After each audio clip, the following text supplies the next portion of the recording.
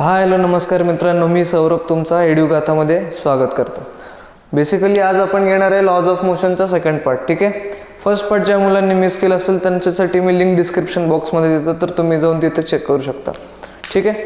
Second पार्टमध्ये सुद्धा जे टॉपिक्स मी घेणार आहे ते टॉपिक्स मी लिहून ठेवले, तर आपण एक एक करून प्रत्येक टॉपिककडे जाऊया.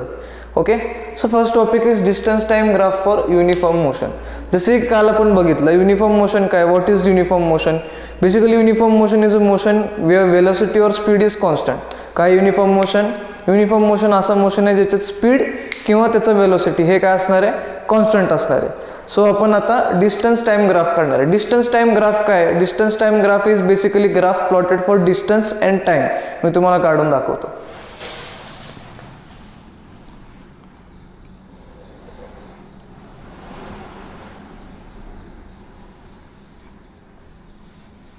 ठीक आहे. हा आपला एक्स ॲक्सिस असेल, हा आपला वाय ॲक्सिस असेल. सो आपल्याला एक्स ॲक्सिसवरती टाइम प्लॉट करायचा आहे, जो सेकंड्समध्ये असेल, आणि वाय ॲक्सिसवरती आपल्याला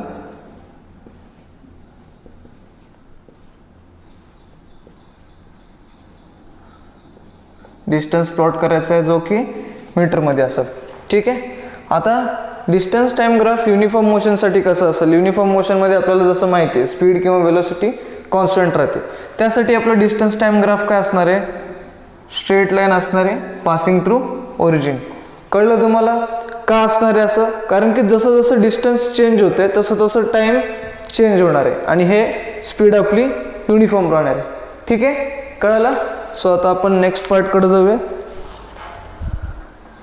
next part is distance time graph for non uniform motion. जसं की काल मी सांगितलं होतं, नॉन युनिफॉर्म मोशन काय? Non uniform motion is motion where the speed और वेलोसिटी इज चेंजिंग और वेरिंग. स्पीड किंवा वेलोसिटी काय होते, सतत चेंज होत राहते. तर आता तुम्हाला जसं माहिती होतं, जर स्पीड कॉन्स्टंट असेल तर लिनियर आला होता आपला स्ट्रेट लाईन, आणि जर स्पीड चेंज होत असेल तर स्ट्रेट लाईन येणार नाही. हे असं चेंज होऊ शकतं, कारण की काही टाईमाला डिस्टन्स वर खाली होऊ शकतं आणि टाईम कमी जास्त होऊ शकतो. कळलं तुम्हाला? हे आहे आपलं distance time graph for non uniform motion. ठीक आहे. कळलं तुम्हाला? पुढच्या पार्टसाठी जाऊ आपण आता. Velocity time graph for uniform velocity. आता आपण काय बघितलं? Distance time graph. आपल्याला आता बघायचं आहे velocity time graph. Velocity time graph काय असणार आहे? Basically velocity time graph is graph plotted for velocity against time. आता आपल्याला फक्त डिस्टन्सच्या जागी वेलोसिटी प्लॉट करायचं आहे.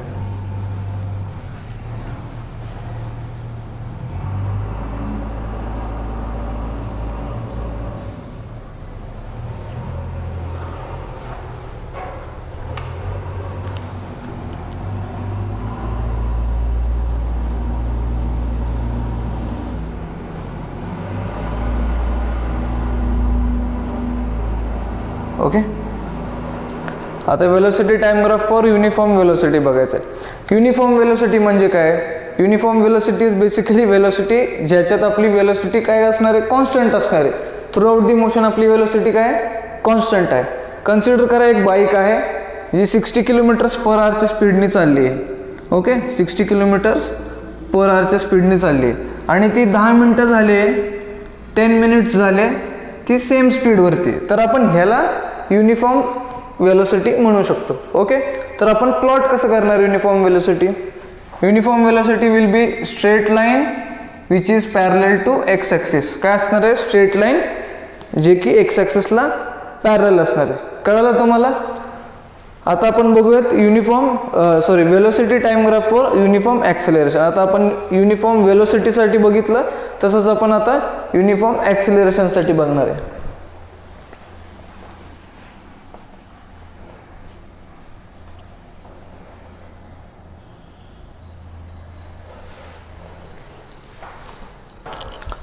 जसं की आपण काल बघितलं होतं, एक्सिलरेशन काय? Acceleration is nothing but change in velocity upon time.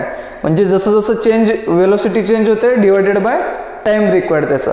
So आता युनिफॉर्म ॲक्सिलरेशन आहे. युनिफॉर्म ॲक्सिलरेशनमध्ये त्याचं वेलोसिटी पण युनिफॉर्म असणार आहे आणि टाइम पण. तर आपण युनिफॉर्म ॲक्सिलरेशन कसं प्लॉट करणार आहे? Uniform acceleration will be plotted straight line from the origin. का असणार आहे असं युनिफॉर्म ॲक्सिलरेशन? कारण की acceleration is velocity upon time. मग युनिफॉर्म ॲक्सिलरेशन विल बी जसं जसं वेलोसिटी चेंज होते त्या रिस्पेक्टने टाईमसुद्धा चेंज होणार. जसं आपण पहिल्या केसमध्ये बघितलं होतं युनिफॉर्म मोशनमध्ये डिस्टन्स टाईम ग्राफ घेतला होता आपण. सो जसं जसं डिस्टन्स चेंज होत होतं तसं टाईम चेंज होत होता आणि युनिफॉर्म मोशन असल्यामुळं तुमचा तिथं स्पीड कॉन्स्टंट होता. सो आपण त्या पार्टमध्ये सुद्धा स्ट्रेट लाईन फ्रॉम ओरिजिन काढली होती. आता या पार्टमध्ये पण युनिफॉर्म ॲक्सिलरेशन असल्यामुळं स्ट्रेट लाईन फ्रॉम ओरिजिन असणार आहे. ठीक आहे, कळलं? तर आपण आता नेक्स्ट पार्टकडे जाऊया. Next part is equations of motion using graphical method.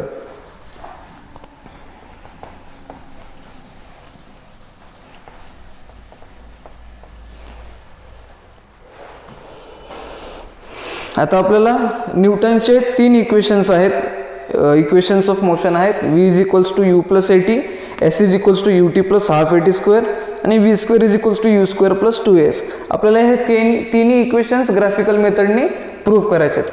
त्यासाठी मी बेसिकली एक डायग्राम काढून घेतो. ठीक आहे, जसं की आता तुम्ही बघता इथं मी एक ग्राफ काढलाय. वेलोसिटी टाइम ग्राफ आहे. वेलोसिटी वाय ॲक्सिसवर प्लॉट केलं आणि टाइम एक्स ॲक्सिसवर प्लॉट केलं. ठीक आहे, तर मी आता आपल्याला इथं इक्वेशन्स डिराईव्ह करण्यासाठी एक कन्सिडरेशन करावं लागेल.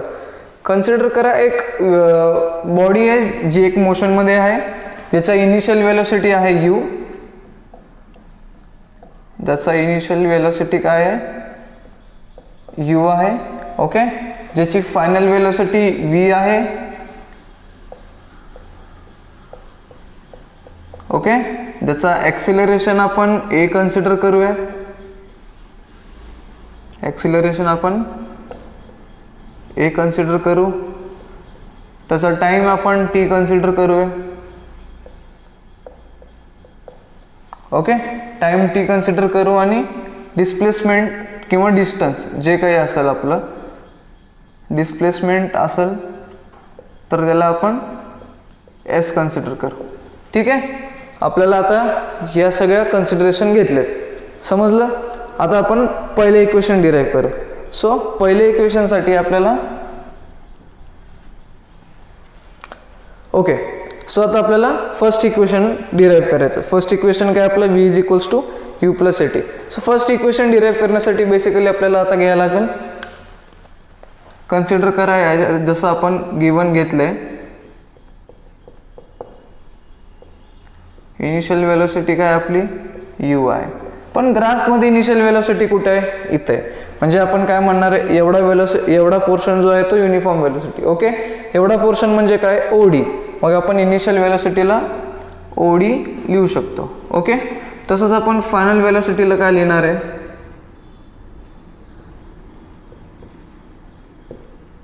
फायनल वेलोसिटी v ला काय लिहिणार आहे.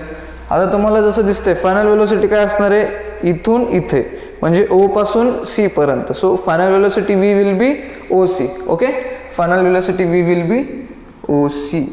ओके, आणि टाइम रिक्वायर्ड काय असणार आहे आपला o टू e. सो आपण इथं लिहूयात time is equals to oe म्हणजे time t is equals to oe. Okay, so acceleration काय डिफाईन करतं आपलं, ॲक्सिलरेशन इज a इज काय असतं change in velocity upon time. Okay, change in velocity म्हणजे काय final velocity minus initial velocity upon time. So आपण ॲक्सिलरेशनला लिहू शकतो final velocity minus initial velocity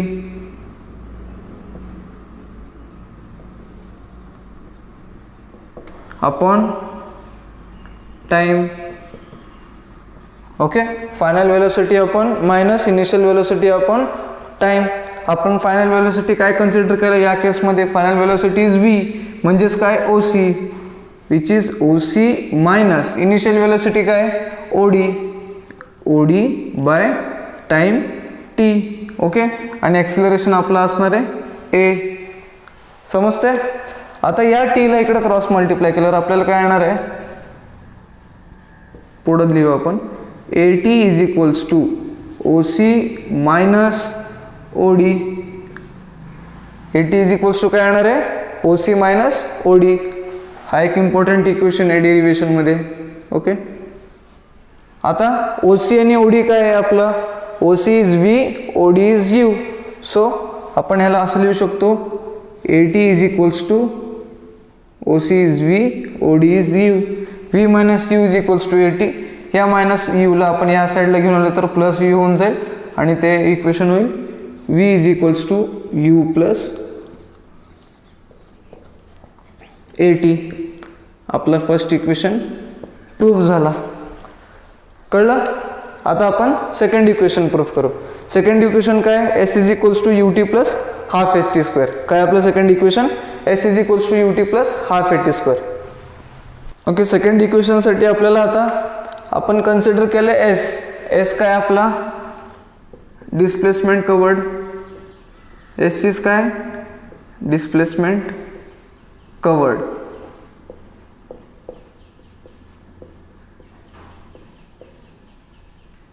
ठीक आहे. आता आपल्याला या ग्राफमध्ये जर डिस्प्लेसमेंट कवर्ड काढायचं असेल तर काय करणार आहे आपण, आपल्याला बेसिकली काय करायला लागणार, लक्ष देऊन बघा. डिस्प्लेसमेंट कवर्ड काढण्यासाठी आपल्याला एरिया काढायचा आहे. Area under the curve. कुठला curve, O D B E. ह्याचा आपल्याला ह्याचा जर आपण एरिया काढला तर आपल्याला डिस्प्लेसमेंट भेटेल. कळलं. तर आपण इथे लिहायचं S is equals to area of,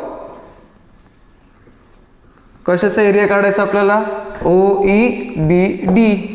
area of O E B D. But कसं काढणार आता आपण area of O E B D. जर तुम्ही नीट लक्ष देऊन बघितलं तर यामध्ये तुम्हाला दोन शेप्स दिसतील. एक दिसेल तुम्हाला rectangle O E A D आणि एक दिसेल ट्रायंगल जे की डी ए बी आहे. जर या दोन शेप्सचा एरिया ॲड केला तर आपल्याला area of O E B D भेटून जाईल. सो आपण इथं लिहिणार S is equals to area of.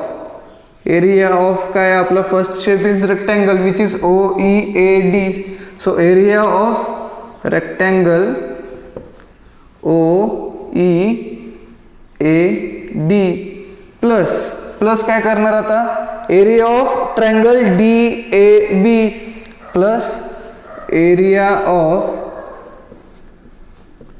Triangle D A B. कळतंय. आता एरिया ऑफ रेक्टँगल काय असतं आपलं, length into breadth. Okay, so area of rectangle O E A D will be length काय याचा ओ ई आणि breadth will be O D. So area will be O E into O D. Okay, plus area of triangle D A B. D A B area of triangle is half into base into height. Okay, so half into base काय त्याचा A D, base is A D into height. Height is A B. Height is A B. Okay, आता आपल्याला प्रत्येक ह्याची value टाकायला लागणार आहे. ठीक आहे, तर आपण या साईडला व्हॅल्यूज काढून घेऊ सगळे. ओ ई. ओ ई काय आपला, O is time. Time T. ओईला आपण टी सबस्टिट्यूट करू शकतो. ओ डी. ओ डी काय असणार आहे आपला, O D will be U. Okay, so O डीला आपण यू सबस्टिट्यूट करूयात. A D. ए डी काय असणार आहे आपला, आता या केसमध्ये ए डी बघा, A D is parallel to O E म्हणजे A D is equals to O E. Okay, आपण असंही कन्सिडर करू शकतो रेक्टँगलच्या अपोजिट साइड्स इक्वल असतात. So O E will be equals to A D म्हणजे आपण A D is equals to O E is equals to T लिहू शकतो. So A D will be also T. आता A B. A B काय असणार आहे आपला, A B will बी, आता ए बी आणि डी सी हा इक्वल असणार आहे. बट कसं काढणार आपण, डी सी किंवा A B is equals to O C. O C minus O D. कळते तुम्हाला. ह्या एवढ्या पोर्शनमधून जर एवढा पोर्शन मायनस केला तर आपल्याला हा रिमेनिंग पोर्शन भेटणार आहे आणि हा remaining portion is equals to हा remaining portion. Okay, so O D C is equals to, आपण पहिले इथं लिहूयात D C is equals to O C minus O D. O C minus O D. So D C is equals to V minus U. V minus U. Okay, आणि आपण V minus यूला काय लिहू शकतो फर्स्ट इक्वेशनवरून, V minus you will be 80. तर आपण याला 80 लिहूयात. ओके, आता D C is equals to A B. So D सीच्या जागी आपण ए बी लिहू. A B is equals to 80. ठीक आहे, आता ह्या सगळ्या व्हॅल्यू आपण ह्या इक्वेशनमध्ये सबस्टिट्यूट करणार आहोत. So S is equals to O E काय आपला T into O D is U plus half into A D is T and A B is 80. Okay, आपण याला नीट लिहिले तर काय होणार आहे, S is equals to U into T is U T plus half into T into 80 is 80 square. So half 80 square. आपला second equation पण इथं डिराईव्ह झालाय. कळलं तुम्हाला. आता आपण करू थर्ड इक्वेशन. ओके, ठीक आहे, तर आपण प्रूव्ह करणार आता थर्ड इक्वेशन. सो थर्ड इक्वेशनसाठी थर्ड इक्वेशन काय आपलं V square is equals to U square plus 2as. Okay, जसं आपण फर्स्ट ह्याच्या आदल्या पार्टमध्ये बघितलं होतं की S is equals to displacement होता आपला. ठीक आहे, एस काय होता आपला डिस्प्लेसमेंट. आणि डिस्प्लेसमेंट काढण्यासाठी आपण काय केला, area of O E B D केला. ओके, त्यामध्ये आपण परत काय केलं, area of rectangle plus area of triangle. But basically आपण नीट लक्ष दिलं तर O E B D can also be trapezium. बरोबर, ओ ई बी डी एक ट्रेपेझियम पण असू शकतं. तर आपण एरिया ऑफ ट्रेपेझियम पण कन्सिडर करू शकतो. So S will be equals to area of trapezium. Area of trapezium कुठला ट्रेपेझियम आहे, O E B D. O E B D. So area of ट्रेपेझियमचा काय फॉर्म्युला आहे माहिती आहे तुम्हाला. एरिया ऑफ ट्रेपेझियमचा फॉर्म्युला असा असतो half into sum of parallel sides. Sum of parallel sides मी पहिले फॉर्म्युला लिहून घेतो. Sum of parallel sides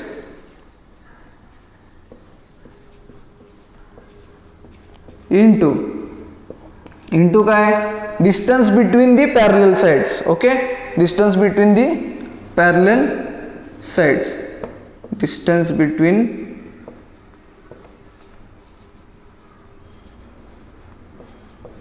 parallel sides. ठीक आहे, आता आपण बघूयात कसं येते. ठीक आहे, आता या केसमध्ये पॅरलल साइड कोण आहेत, ओडी आणि E B.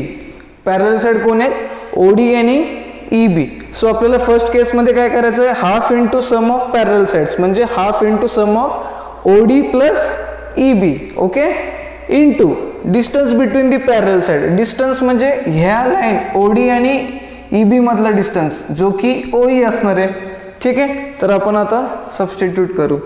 Half into sum of parallel side will be OD plus एक पॅरलल साइड ओडी आहे, दुसरी पॅरलल साइड ई बी आहे. सो त्याचं आपण ॲडिशन करणार आहोत into distance between the parallel side will be O E. So इथं मी ओ ई लिहितो. ठीक आहे, आता आपल्याला प्रत्येकची व्हॅल्यू सबस्टिट्यूट करायची आहे. आता ओडी काय आपला, ओडी विल बी यू.